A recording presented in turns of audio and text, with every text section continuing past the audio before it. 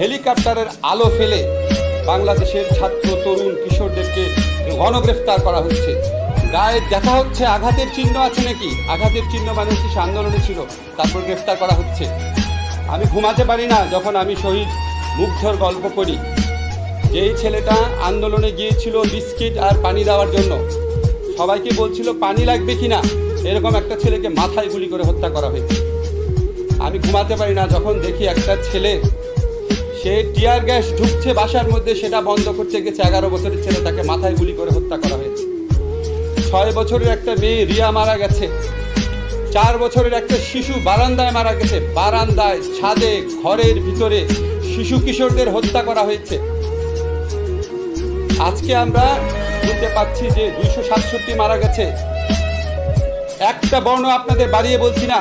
কালকে একটা জিনিস কিনতে গিয়েছিলাম একটা দোকানে, বলছে স্যার হাজার হাজার লোক